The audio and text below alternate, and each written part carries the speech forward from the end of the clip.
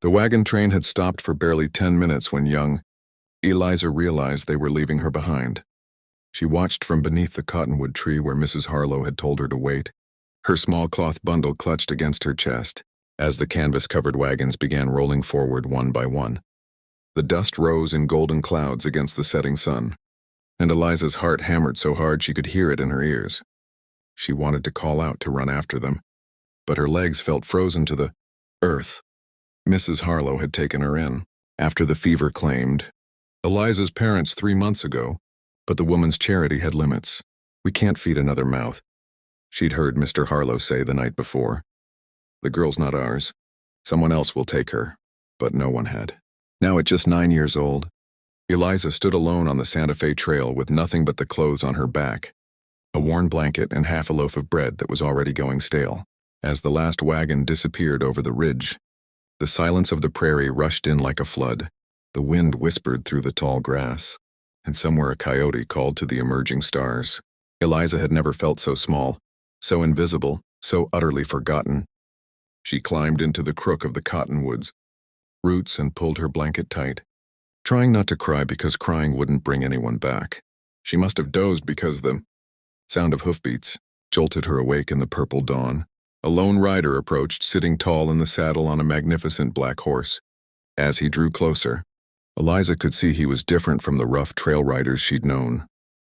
His hat was fine leather, his boots polished despite the trail dust, and there was something about the way he carried himself that spoke of authority and means. He reined in his horse when he spotted her and dismounted with fluid grace. "Well now," he said, his voice deep but surprisingly gentle. "What's a little girl doing out here all alone?" Eliza stood up, trying to appear braver than she felt. "I'm waiting," she lied. Waiting for what? The man crouched down to her level, and she could see his eyes were kind, crow's feet crinkling at the corners. She couldn't hold the pretense. Her lip trembled. "They left me. The wagon train," Mrs. Harlow said. "I was too much trouble." The man's jaw tightened, and something fierce flashed in his eyes. But when he spoke, his voice remained calm. "I'm Jack Thornton. I own the Triple T Ranch about 20 miles west of here. And I'll tell you something, miss, you don't look like trouble to me. You look like someone who needs a hot meal and a safe place to sleep." He extended his hand. "What's your name?" "Eliza, sir. Eliza May Parker." "Well, Eliza May Parker, how'd you like to come home with me? My ranch is big and empty, and I could use someone to help bring some life back to it. Would you consider that?" Eliza stared at his outstretched hand, afraid to hope, afraid this was some cruel dream, but his eyes held. Steady, patient, and true, and slowly she reached out and placed her small hand in his calloused palm. If you're touched by Eliza's story so far, please subscribe to our channel.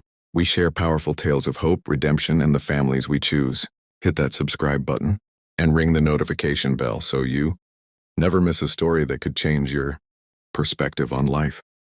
The Triple T Ranch spread across the valley like something from a storybook, bigger and more beautiful than anything Eliza had ever imagined.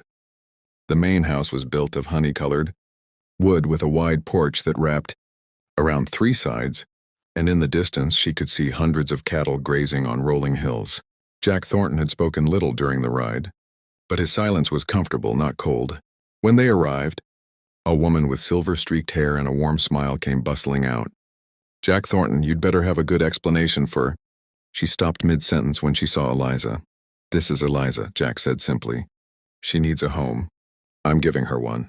The woman, who introduced herself as Mrs. Chen, the ranch cook and housekeeper, asked no more questions. She simply took Eliza's hand and led her inside to a room with a real bed, clean quilts and curtains that danced in the breeze. That night, Eliza ate until her stomach hurt, tasting roasted chicken and fresh bread and apple pie that melted on her tongue. She kept waiting for someone to tell her it was a mistake, that she had to leave, but it never came. The days turned into weeks, and Eliza began to understand that Jack Thornton was not just rich, he was respected. Throughout the territory, men removed their hats when he passed.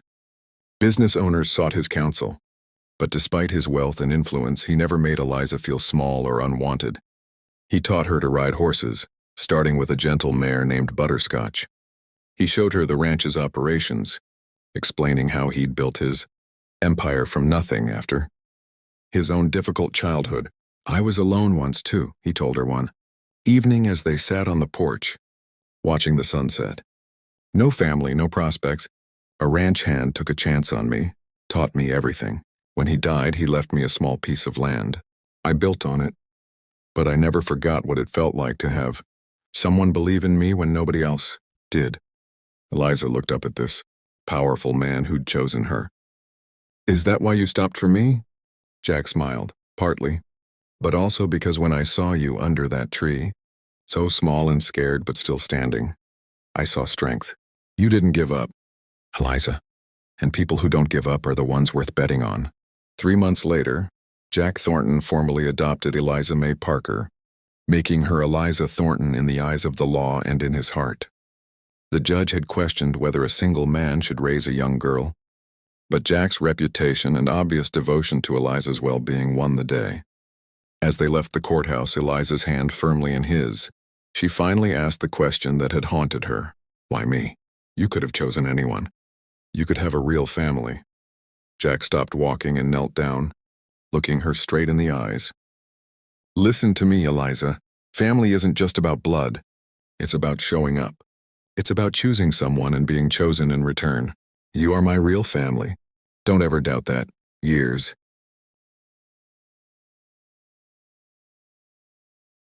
Later, when Eliza Thornton became one of the most successful ranchers in her own right, she would tell people that she'd been abandoned, once and found twice, first on a lonely trail where she learned what it meant to be discarded, and then on that same trail where the richest cowboy in the territory showed her what it meant to be cherished. She never forgot where she came from, and she made it her life's mission to ensure no child ever felt as alone as she had that terrible night under the cottonwood tree. This story reminds us that sometimes our greatest blessings come from our darkest moments, and that true wealth isn't measured in cattle or land, but in the love we choose to give. If this touched your heart, please subscribe to our channel and share this story with someone who needs to hear it. Together we can spread hope one story at a time. Don't forget to like this video and tell us in the comments. Have you ever been chosen by someone when you needed it most? Your story might inspire someone else.